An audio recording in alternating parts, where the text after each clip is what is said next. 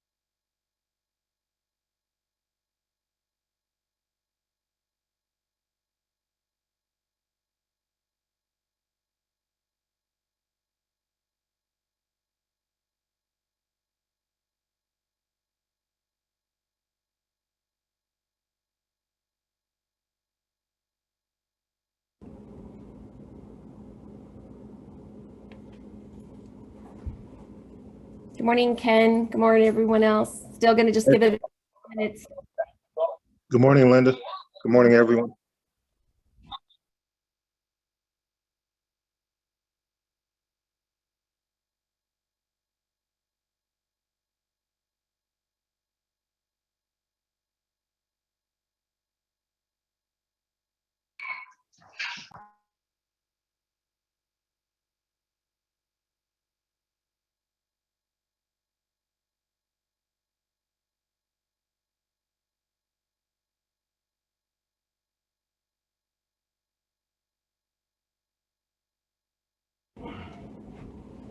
Well, good morning, everyone. I think we'll go ahead and get started. I know more folks may join us as we progress.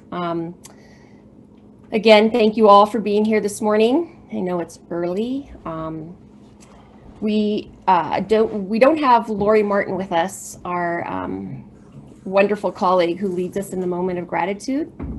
So we won't have that today, but we are very grateful for you and for everyone that participates in our forums and also supports Opportunity Alliance Nevada. As everyone knows, I'm the Executive Director of Opportunity Alliance Nevada, and we have with us a wonderful presenter today to talk about, share some really important information with us and answer some questions. But I want to give you a little bit of an update on our Volunteer Financial Navigator program. It's still a very robust traffic across there. Folks statewide needing to talk to folks about their financial situations, how to connect with their creditors. And I will tell you, rental assistance is still the main issue they're calling in on.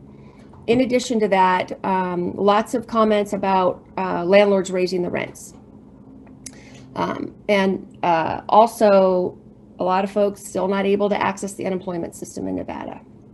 Some have received maybe a small amount and then nothing, or some haven't even been able to access it all. So, you know, I have a really good relationship with our labor commissioner and with Senator Cortez Masto's office and some other elected officials that we talk to regularly.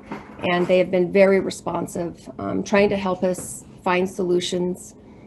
I would say that's still our toughest uphill battle, is folks not able to access their unemployment, and the systems being, just not able to navigate through or even talk to somebody and see what their status is. So working on that. If anyone on this call has suggestions, we would welcome them. I'm going to see, we have Alvin, one of our main amazing volunteers, on the phone, and Terrell, and to see if you want to comment about what you're seeing as you work with the general public in Nevada. Hey, how's it going, Linda? This is Alvin. First and foremost, thanks again, Linda, for always bringing us together and just placing OANV out in the community for Nevadans to call on us. As for me, I've been more so serving as a as a mentor for some of the other volunteers this year. Been a little less on the phones and working with clients, but most recently working with the client that, similar to what you just said, just want to underscore that point, looking for rental assistance. And again, we had a great conversation with HopeLink. I know one of our nonprofit partners related to the services that they provide, and kind of what they're going through right now for their clients also who need rental assistance, and really leveraging our Clark County to provide that, or at least kind of get in the queue for rental assistance. But at the same time, we were able to still kind of go through a spending plan with this client, and where we have the opportunity, if we can add any educational points to what they can do now, even if it is reaching out to their creditors, it might be their credit card companies, and requesting lower rates on their credit cards, or taking a look at their car insurance, and just seeing where there are ways to maybe decrease their outgoing expenses to try and help during this tough time, is still something that I was able to do with one of our other volunteer navigators for this particular client. And I think it's something that is pretty consistent. So again, the rental assistance piece is the bigger piece, and just waiting to kind of get more guidance on that. But in the interim, still having those conversations and helping people in terms of some of those basic financial things that they can do for their current situation is still pretty helpful at this time.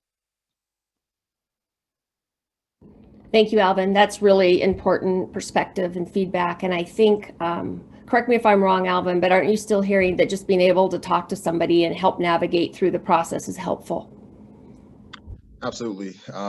Helping navigate through the process. And as we all know, this is, there's more than just kind of the technical expertise that we bring from our past experiences. There's a psychological, friendly, almost therapeutic type role that you have oftentimes, and a hat that you have to put on. Again, even if it's listening, it seems like that helps when folks have hit walls, maybe in any other thing that they're doing, but to have someone that's simply listening to them and trying to help them where they can, setting proper expectations with them in terms of where we can help, I think does help the situation. So Great. Definitely have to put that hat on. Thank you, Alvin. And as hopefully everyone knows, but some might not know, we have a very innovative and unique volunteer model that we offer virtually. So we have volunteers from across the nation that are able to assist people in Nevada. And Terrell, not to put you on the spot, I know Terrell lives in Dallas, so you can only imagine the hurdles he's been facing lately. But I didn't know if you had anything else to add, and I didn't want to leave you out.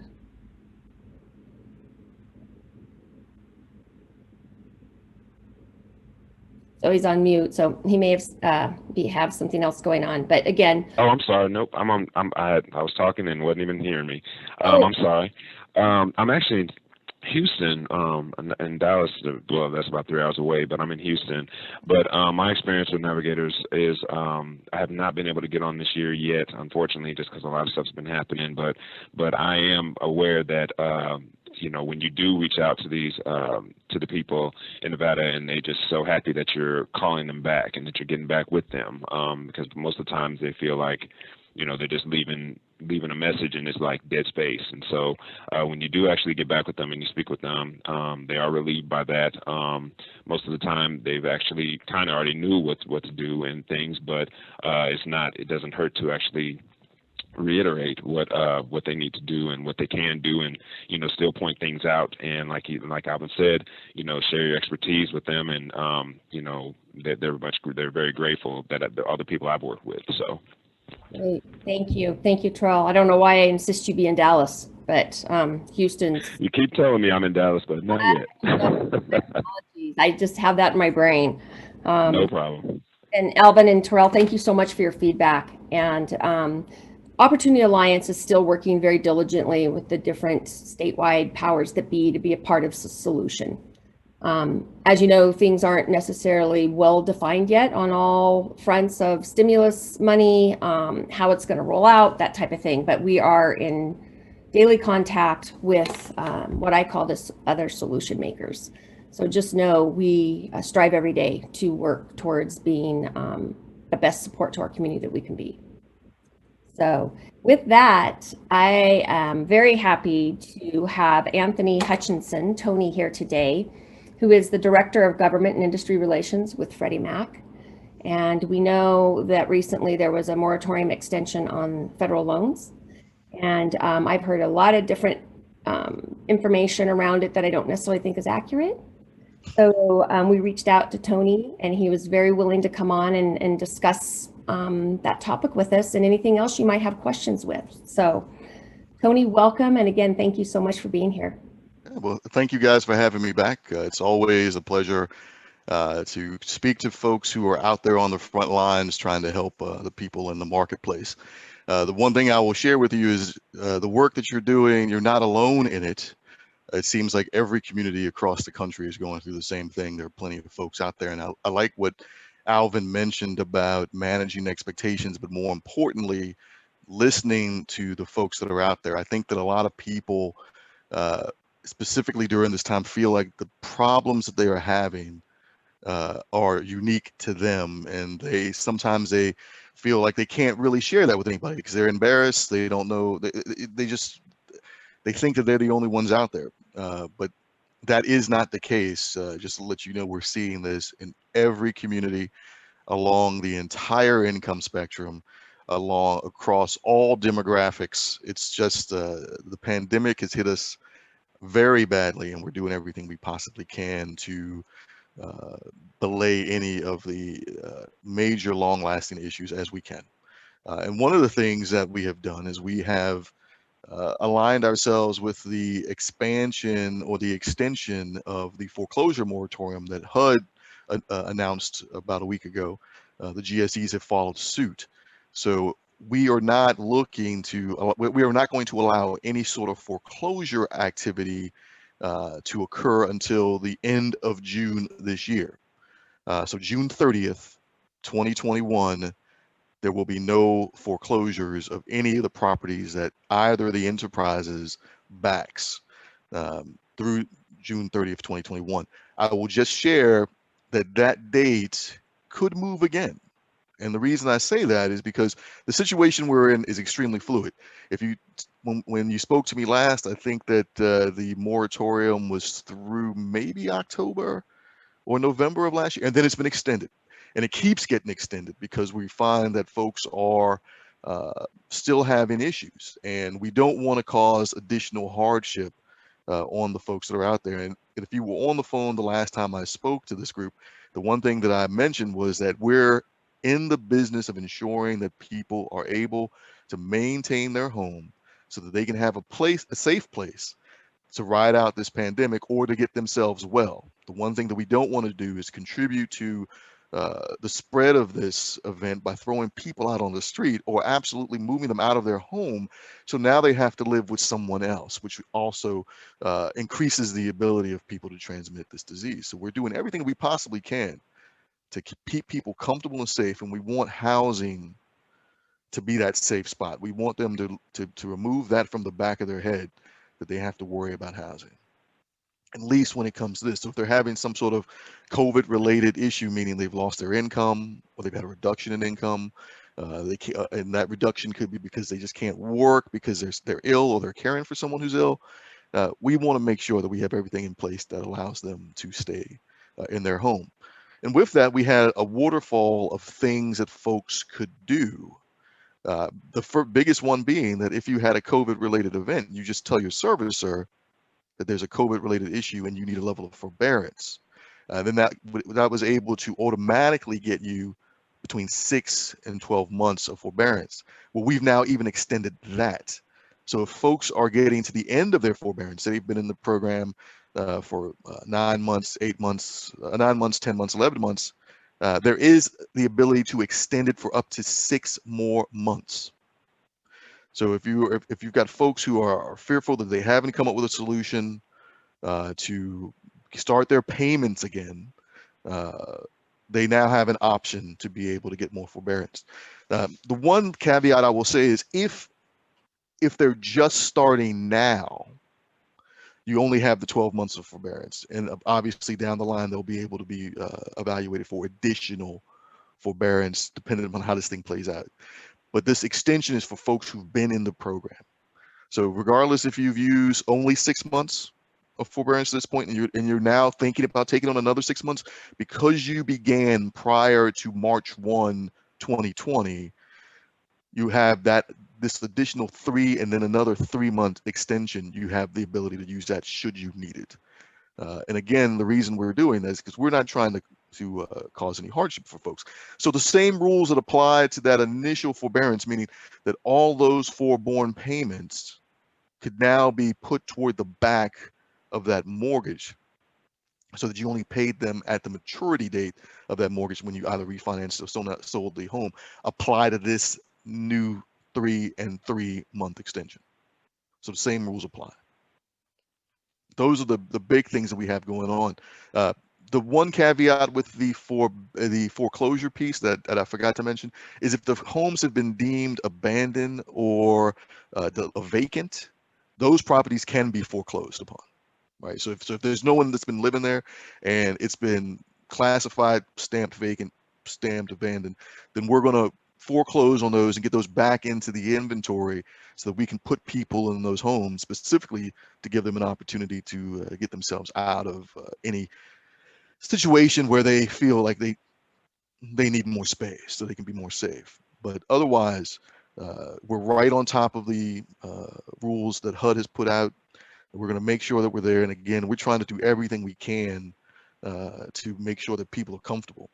With that said, we recognize that a lot of folks out there don't know how to avail themselves of this information, of these services, and they also a lot of folks who are helping them may not know. So we're trying to reiterate to people that our website has all the information on it. If you go to FreddieMac.com and you do a search on COVID-19 resources, there is a page that you will go to that will tell you everything you need to know about our extensions, the programs that we've put in place, the waterfall event that we have for when you come out of forbearance, what you can expect with the COVID-19 payment deferral, with flex modifications, any of these things that folks will need to get themselves back on their feet. And I would, tell folks, don't just check our website once every 2 weeks or once every 10 days. I would say if you can get in there just once a day in the evening, check it just to make sure nothing has changed, because early on in this pandemic, things were extremely fluid. We were making changes almost every other day. That slowed down. But I will say this, we've noticed an uptick as we've gotten closer to the everything expiring, where things have not maybe come out on the other side as we expected them, or they need to continue a little bit further. So we're making these notifications indicating extensions almost daily. So I would say take a look and see. We've got pressures not just from consumers or advocates for consumers, but also folks on the Hill saying, hey, to our regulators saying, hey, things are still a little fluid out there. And folks are still saying they're having a hardship. So you need to consider making these extensions. There is no timetable for us to make those extensions or our regulator to make those extensions. So checking our website regularly, possibly daily at the end of the day, just to see if anything has changed, I would say would be a benefit to you for the service you provide to your consumers, and you can also tell the consumer to do it. It would be a benefit to them as well. With that, I mean, there's not a whole lot more. Oh, I did not mention this. So yeah, we have the extension on forbearance for another 6 months. We're also allowing for payment deferrals to also coincide with that extra 6 months, just to say that, just so you guys know, it stacks on top of one another. So if you had to defer for 12 months and all those payments go on the back end, and you have to take another 3 months and then another 3 months to give you a total of 18 months, now you can defer 18 months of payments and push those back to the end of your loan. So a year and a half. That's what we're. So I just wanted to reiterate that, because I didn't want people to think that, or maybe not have heard it or not have assumed that would be the case, and say, okay, we've deferred 12 months of payment. I know we get forbearance for another 3, but are those going into the payment deferral calculation? Yes, those other additional months go into the payment. But to this point, our rules say we are not allowing anything more than 18 months. That's right now. And like I said, You always want to go back and check. Things are changing. Things change every day. So make sure that you check our website out. You can subscribe once you get on the website. You can put in your email address and you can subscribe so that as these notifications come out to the marketplace, you can get them as well. Also on that website, there are times where we get together with our lender partners and other advocates and we talk through some of the changes that we're making. If you subscribe, you may get notifications for those events. They usually only last about a half an hour, where we offer our views of the rationale for putting things out there. After we do that, we may solicit questions, or there may have been pre-questions that would have been sent in, and we try to answer those. Great. So thank you. And we do have a couple questions, Tony. Is it okay if we jump in and ask? Sure, absolutely, anytime. So Nancy Brown has a question. What percentage of mortgages that are stressed are Freddie or are your federal mortgages? What in Nevada? Do you know the percentage in Nevada? I do not know the percentage in Nevada. I will say we've been seeing a downtick in the number of mortgages that are in forbearance. That information is put out by the Mortgage Bankers Association. There was a continual uptick for a while. I think we got to a high of maybe 8% of all mortgages. Don't quote me on that, but I think it was something like 8% of all mortgages were in forbearance at one point in time. Obviously, that would have been like a rolling average as things rolled into it and then some rolled off. And that number was pretty constant throughout the early portion of the pandemic, but it's slowly been ticking down. I think we're a little bit below 6%. It's still a high number, but it's down. Now, they don't break that out by what Freddie has and what Fannie, and that would be information that our regulator would put out and communicate. So another place aside from FreddieMac.com or FannieMae.com, but I'm Freddie Mac, so don't worry about Fannie. Would be to go to FHFA.gov. So Foxtrot Hotel Foxtrot Alpha.gov. Go there as well, because they're the ones who authorize us to do things. So sometimes they put out information with more specificity. They usually don't. They usually just give you an indication. This is what we're going to do, and then they leave it to the GSEs to disseminate the specificity of what it is we're doing. But it's a good place to go to see what the conversations are, what they're thinking about. Because if they're thinking about it, then more than likely it's going to trickle down to us to implement. The other reason that you go there is because sometimes, well, I won't say sometimes, but they always ask for comments about plans they want to put in place. And if you have situations that you're seeing that you don't feel are being addressed, aside from sharing those with the respective enterprises, Freddie Mac and Fannie Mae, share that with FHFA so that they know as well. Yes, we tell them everything that you tell us, but it's really important to come from you guys directly. It carries a little more weight when it comes from you saying, hey, this is what I'm seeing in the field. This is what I'm seeing on a regular basis.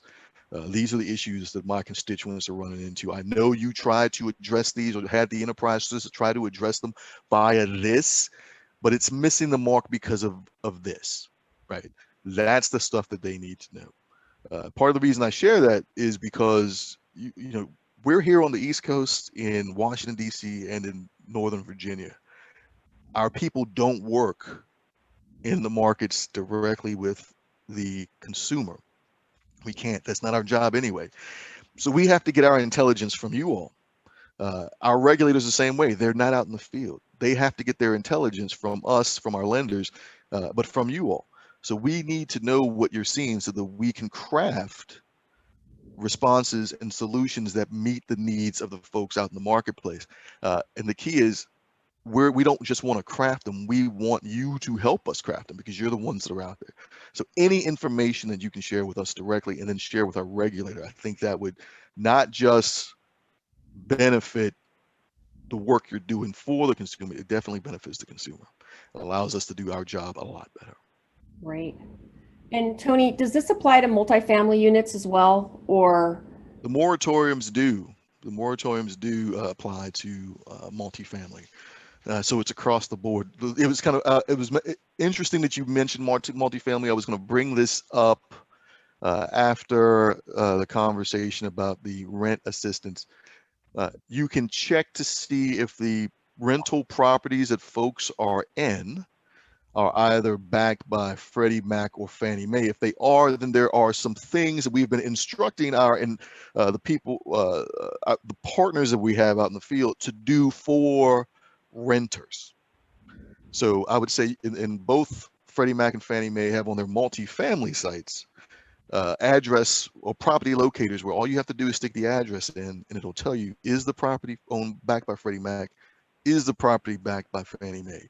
If it is, then there are a set of requirements that we're asking our multifamily partners to adhere by in order to provide some level of relief. So I would say it would benefit everyone to start there and see if we do own it, and then kind of go down the laundry list. And the best thing about that is once you know that we own it, when you're speaking with the property owner, you can say, hey, we recognize that you're a Freddie Mac backed property. We realize that there are some things that have been put in place to provide some benefits for you that I know they're hoping will trickle down to the renters. What can we do with you to handle the situation that we're in? And is that location or property locator just on the FreddieMac.com site?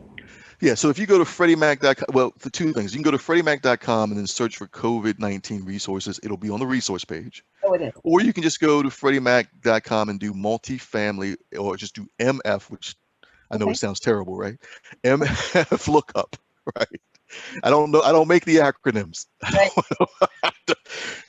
and we tried to tell them, hey, that's a little racy, and nobody listening. We're like, multifamily. All right.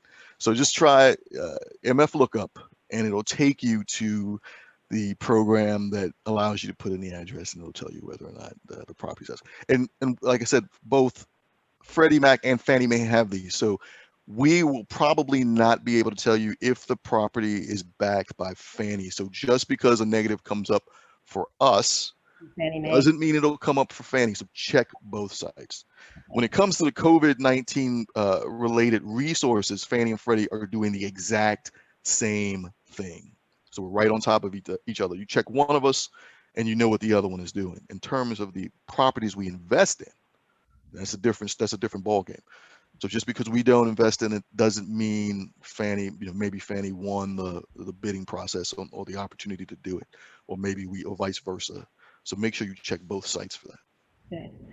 And I may be getting too technical, and I'm going to give everyone a chance to jump in with their questions as well. But how do evictions work for tenants in this? Is it still under, am I asking you maybe what isn't in your wheelhouse, but if it's a federally backed loan, Mm-hmm. the property owner is trying to evict somebody, they still are protected through June, depending on the circumstances. Is that right? That's correct. And you're talking single family or multifamily? Either one. Let's Both. say there's a landlord that has a federally backed loan, and then they're trying to evict their tenant. The extension. Yeah. So that's right. So yeah, and that's why early on, and I'm glad you bring that up. So one of the things that we extended our forbearance or policies for were for investment properties and second homes. So if someone is an investor and they are having some sort of hardship, we have extended all of this forbearance for them so that they won't go out and evict people. We don't want to see people being evicted, and all of the eviction rules that are put in place at the state, local, and federal level, we adhere to those. So, the one thing I would say is if you're running into people who are evicting folks or trying to evict folks, first start at your local level and your state level and figure out what is going on there, and then where does that play in relation to the CARES Act. Since we adhere specifically to the CARES exclusively, I won't say exclusively, still because we adhere to the CARES Act, everything that applies there applies to us. But we have seen gaps between what states and locals are doing. Sometimes the level is higher than what the federal government has put in. Sometimes it's lower. But if you're, well, I would say if you're seeing people being evicted, figure out what is going on at home first. Then come and take a look at what is going on with us, especially if the property is ours. Because we're going to adhere to CARES, and hopefully that will align with everything that's going on in the state and Fed. If it doesn't, let us know, because then we'll come in and let people and tell people, or at least make a determination of what can and cannot happen with the properties that we're backing. Right, because right now our governor has a moratorium for evictions in general through March 31st. Yeah. And then, but it's still, yours applies to properties. That's correct. Okay. That's right. So even though that one will expire, and I'm sure it will be extended, right? Because you don't want to have differing dates for people, because all it does is cause great confusion, and nobody wants to see that much confusion. They may just not have gotten around to extending that moratorium. But regardless, if they decide, no, we're not going to extend those protections to folks within the state past the end of March, our properties are still protected through the end of June, and our rule would supersede that of the moratorium expiration out there. Thank you. Thank you very much for that clarification. Mm-hmm. So I will give everyone else some airtime if anyone has questions. I'm trying to, really respect everybody's time. Say we will end around 8. Let's see. I have a comment in here. The latest information from mortgage services in Nevada is that Nevada is aligned with the rest of the country. There's a difference in loan performance numbers. So the whole country is bad, and thankfully Nevada is not any worse. Wow, Phyllis, that's really good information, because, I hear some conflicting data on that. So thank you very much for that update. Hey, Tony, this is Alvin. Hey, Alvin, buddy, what's up? Nothing much. As always, thank you so much for the updates. I know as I put my volunteer hat on, I hear a few things that we definitely want to continue to share with those folks who may have questions. One is the extension for 6 months. For those that are in forbearance, if they didn't know, then we can actually absolutely share that with them. Mm-hmm. If they haven't been in forbearance, then again, it's just the 12 months. We got to make sure that distinction if they ask. And then also the subscription to Freddie Mac, just to stay up to date on any changes, and then also the property locator. So thank you for all those things. Something just to, again, put on my volunteer hat if folks have questions. 2 questions for you. I know you mentioned those conversations with lender partners. Mm-hmm. Lender partners share with you at all maybe the impacts that someone who goes through forbearance and their ability or inability to maybe refinance in the future, or how a forbearance maybe impacts their future to refinance or even purchase another property. Do our lender partners, share that with you? Well, they haven't really shared that people have been running into an issue with that just yet, and I'll tell you why. We were trying to mitigate that, both of the enterprises, by saying that before you come out of forbearance, make sure you have the conversation with your servicer about the plan that you want to be on. So, most people are probably going to go with this payment deferral, where they're going to go back to having the same payment once they're able to, get back on their feet. And then all those payments that were deferred, they're going to push those all the way back to the end maturity date of the mortgage. So they're going to basically pick up right where they are.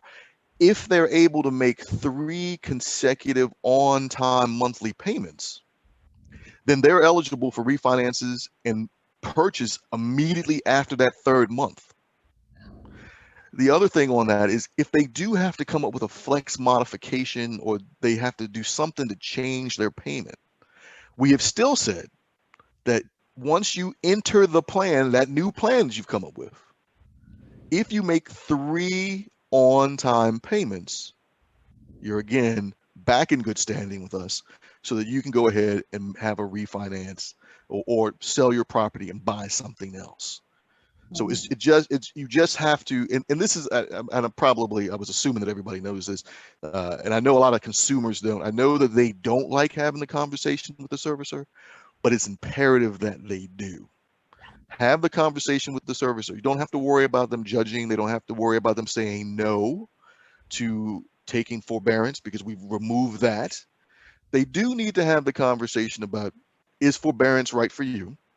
Are there other things that can be done so that this little bit of punitive post forbearance activity doesn't impact you?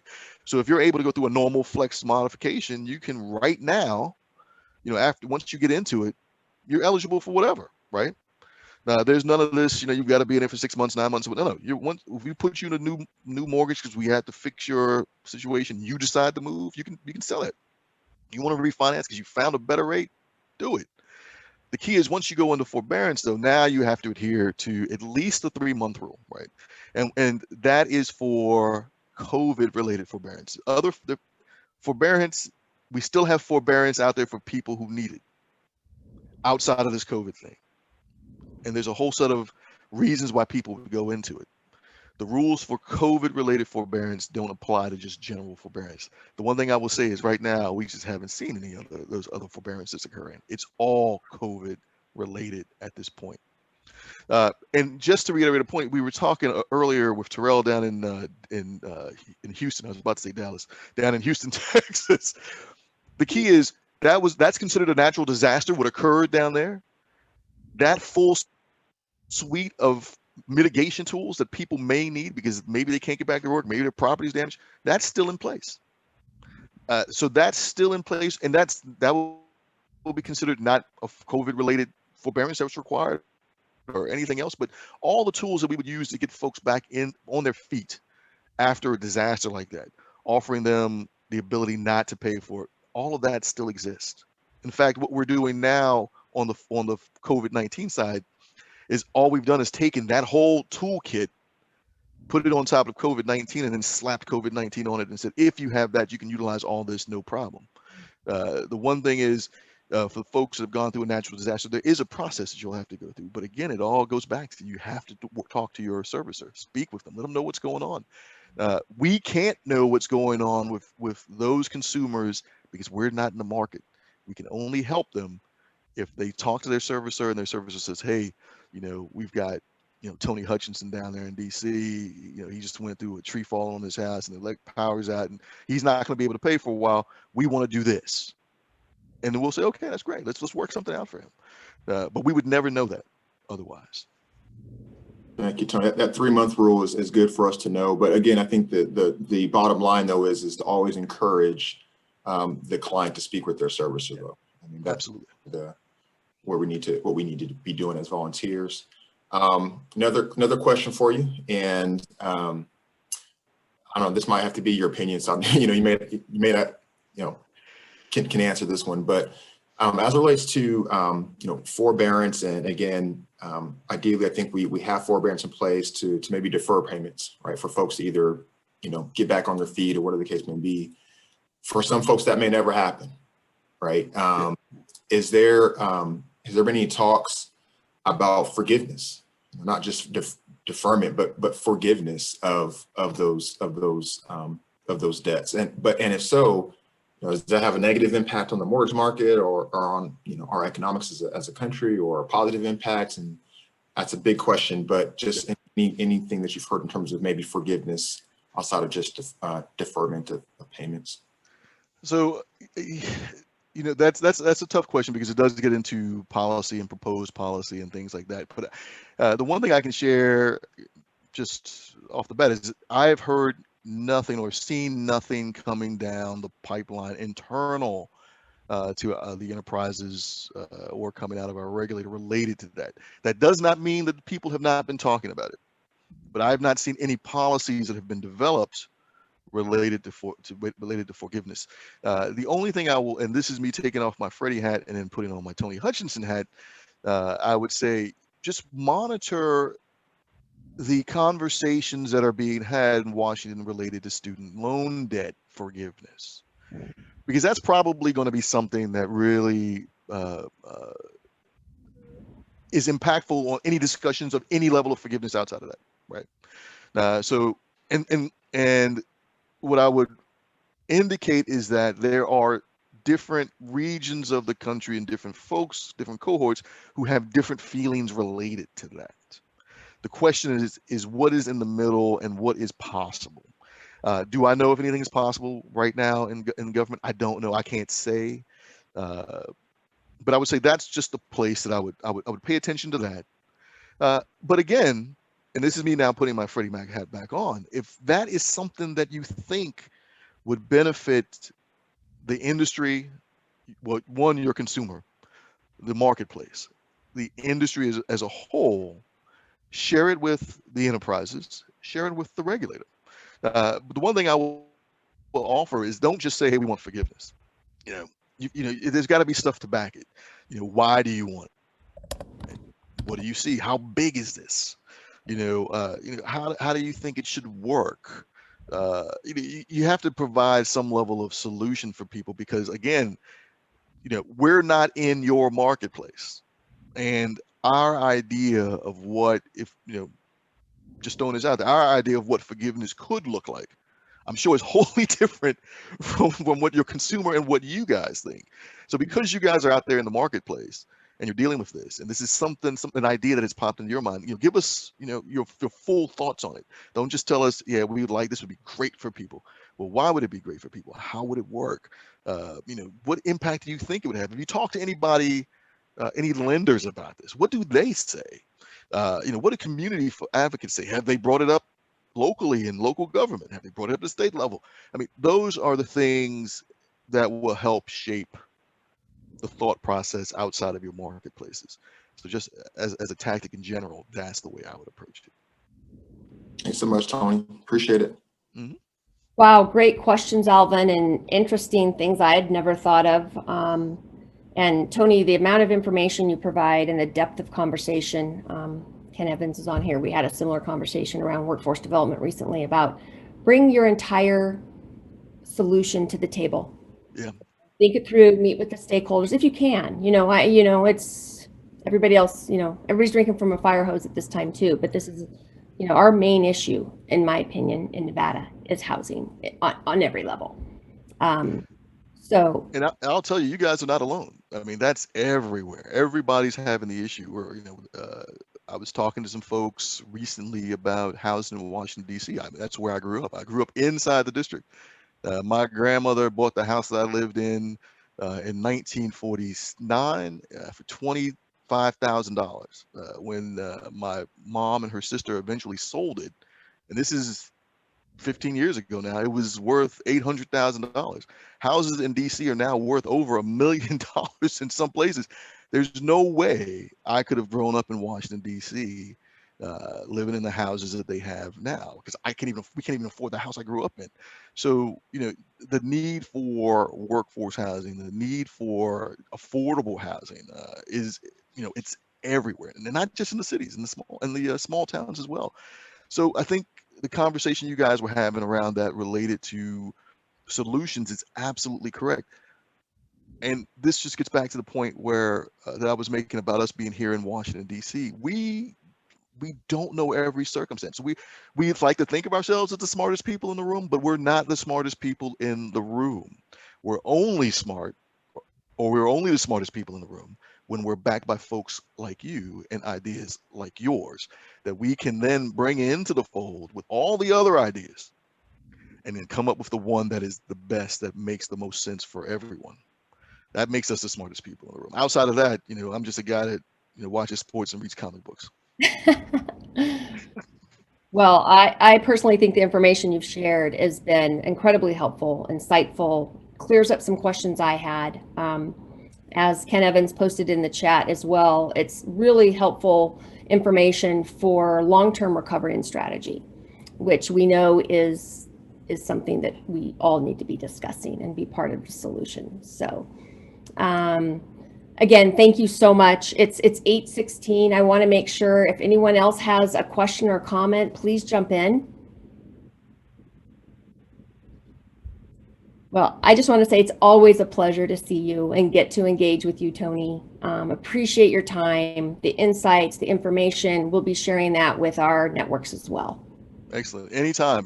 I'm here. This is what I'm here for. You guys need any sort of answers to any things that are going on, feel free to let me know, and I will take time out to sit down and chat with you again. So anytime. Thank you. Thank you so much. And thank you everyone for participating. I hope everyone has a wonderful Friday and weekend and stay well. All right. Bye-bye. Bye, everyone.